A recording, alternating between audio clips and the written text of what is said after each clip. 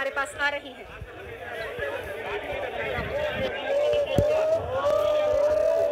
छह लोगों की मौत की खबर है। पंचकुला में हिंसा लगातार हो रही है और काफी सिचुएशन आउट ऑफ कंट्रोल हो चुकी है। आपको बताएं कि एक मीडिया कर्मी प्रदीप गुप्ता जिस पर हमला किया गया, इसके अलावा मीडिया को भी निशाने पर लिया जा रहा है। हमारी टीम न्यूज़ 18 इंडिया की टीम सिरसा में जैसे ही ये फैसला आया, सिरसा में वहीं पर मौजूद थी और वहां प्रतिक्रिया लेने के लिए जा रही थी। तुरंत से वहां मौजूद समर्थकों ने उनको घेर लिया और किसी तरीके से जान बचाते हुए हमारी टीम वहां से बाहर निकली। पंचकुला में हमारी टीम, हमारे संवाददाता अनुराग ढांडा जो कि वहां से लगातार खबरें दे रहे थे, उनको भी निशाना बनाया गया, पथराव किया गया हमारी ओवी वैन पर भी।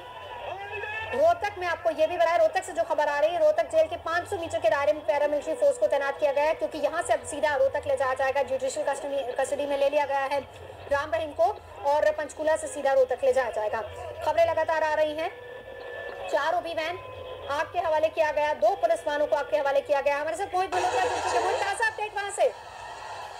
देखिए, पंचकुला में इनकम टैक्स का जो ऑफिस है उसको आग के हवाले कर दिया गया है। इसके अलावा इस वक्त पहले पंचकुला की सड़कों पर फायरिंग की सिर्फ आवाज आ रही थी, लेकिन अब इस वक्त एम्बुलेंस आती दिखाई दे रही है।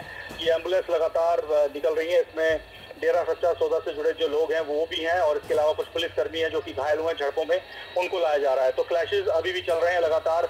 और पंचकुला में ये स्थिति जो हरियाणा सरकार के मंत्री, मुख्यमंत्री जिस डेरा सच्चा सौदा के अनुयायियों को शांति प्रिय बता रहे थे, शायद उनको जवाब मिल गया कि कितनी शांति से ये सब लोग यहाँ पर इकट्ठा हुए थे और अब यहाँ पर क्या हो रहा है। तो खुद जो हालात अब बनाए थे हरियाणा सरकार ने, अब उसका खामियाजा खुद ही उनको भुगतना पड़ रहा है। सुरक्षा के जो बंदोबस्त थे, करीब 15 से 20 हजार के आसपास हरियाणा पुलिस और पैरामिलिट्री फोर्सेज होने के बावजूद यहाँ पर इस वक्त डेरा सच्चा सौदा के जो समर्थक हैं वो पूरी तरह से बेकाबू हैं और उनको जहां मौका मिल रहा है वो सरकारी बिल्डिंग्स को आग लगा रहे हैं, सरकारी वाहनों को तोड़ रहे हैं। मीडिया पर उनका गुस्सा है, उनको ये लगता है कि मीडिया की वजह से शायद ये फैसला डेरा सच्चा सौदा के गुरमीत राम रहीम के खिलाफ आया, तो इसलिए 4 ओबी वैन्स को आग लगा दी गई है। सही कहा आपने मोहित, और ये बात आप कल से ही इस बात को दोहरा रहे थे कि जो स्थिति पैदा की गई है इसका खामियाजा भुगतना पड़ेगा सरकार को और पुलिस बल को, और इसी का खामियाजा भुगत रही है। हमने अभी कुछ देर पहले बात की थी सूरजपाल जी से, जो कि मानने को तैयार नहीं कि उनकी पैदा की हुई सिचुएशन है, और अब खुद मुख्यमंत्री ने एक इमरजेंसी मीटिंग भी बुलवाई है। देखिए नवजोत, इस पूरे मामले में एक बात देखिए कि हरियाणा के सीएम मनोहर लाल खट्टर अपने घर में बंद बैठे हैं। वो घर के अंदर से ही मीटिंग्स ले रहे हैं, घर के अंदर से ही सब कुछ देख रहे हैं, लेकिन उनको शायद उनके लोकल इंटेलिजेंस इनपुट, इतना बुरा फेलियर ये रहा है हरियाणा पुलिस का कि लोकल इंटेलिजेंस ये नहीं बता पाता, हरियाणा सरकार को रिपोर्ट नहीं दे पाता। अगर रिपोर्ट देता है तो शायद उस पर कार्रवाई नहीं होती है। शायद वोट बैंक खट्टर जी को दिख रहा था इस पूरे मामले में, इसलिए वो डरे हुए थे कि गुरमीत राम रहीम के खिलाफ अगर कोई भी उनके समर्थकों के खिलाफ कोई एक्शन पहले ही ले लिया जाएगा तो उनका वोट बैंक टूट सकता है। इसी वजह से आज ये स्थिति खुद हरियाणा सरकार ने खड़ी की है।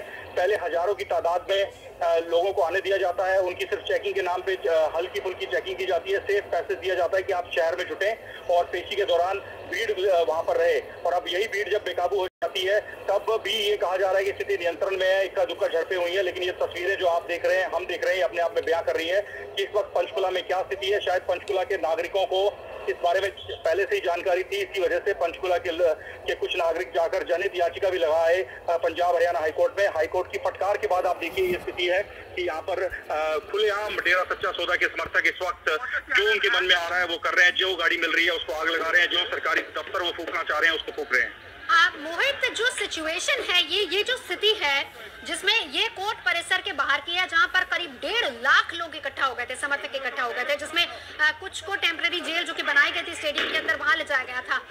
तस्वीर क्या है? कुछ तस्वीरें हम देख पा रहे हैं, वाटर कैनन का इस्तेमाल हुआ, आंसू गैस का इस्तेमाल हुआ। क्या भीड़ को खदेड़ने में अभी तक कामयाबी नहीं मिल पाई सुरक्षा बलों? देखिए, मैं वही आपको जानकारी दे रहा था कि एक वक्त तो ऐसी स्थिति बन गई थी, शायद ऊपर से हाथ बांधे गए थे फोर्सेस को ओपन हैंड नहीं दिया गया। इसी वजह से एक बार तो ऐसी स्थिति बन गई थी कि हरियाणा पुलिस सबसे पहले दौड़ी, सबसे आगे फ्रंट में हरियाणा पुलिस ही थी, क्योंकि वो लोकल पुलिस थी, उसको सारे तमाम बातों के बारे में जानकारी थी। उसके पीछे पैरामिलिट्री फोर्सेज और भारतीय सेना की टुकड़ियां लगाई गई थी और ये जो एक्शन हुआ वहां पर एक बार खदेड़ने की कोशिश की गई, लेकिन उसके बाद डेरा सच्चा सौदा के समर्थक, मैं ये कहूंगा कि उनके हाथ में कोई लाठी डंडे हथियार नहीं थे जो आपको एकदम से पीछे इतनी जोर से भागना पड़े, लेकिन जितनी तमाम फोर्सेज थी उनको पीछे भागना पड़ा। शायद शूट एट साइट और इस तरह की जो ऑर्डर थे वहां पर कि दंगा भड़कता है तो आप फायरिंग कर सकते हैं, ये नहीं दिए गए थे, इसी वजह से उनके हाथ बंधे थे, पैरामिलिट्री फोर्सेज को वापसी आना पड़ा। और मैं एक बार जो बार बार मैं रिपीट कर रहा हूँ कि शांति प्रिय होने की बात कर रहे थे हरियाणा सरकार के मंत्री, मुख्यमंत्री की डेरा सच्चा सौदा के जो अनुयायी हैं बड़े शांति प्रिय हैं, वो पूरी तैयारी के साथ आए थे। उनका ये इरादा था कि अगर कन्विक्शन होता है, गुरमीत राम रहीम को दोषी करार दिया जाता है, तो उसके बाद उन्होंने ये सब कुछ करना है। वो उन्होंने साफ कर दिया था कि उन्हें चंद मिनट लगेंगे इस पूरे शहर की तस्वीर पलटने में, और वो अपना जो उन्होंने बात कही थी वो उसको करके दिखा रहे हैं हरियाणा सरकार की नाक के नीचे। लेकिन हरियाणा सरकार बेबस नजर आ रही है।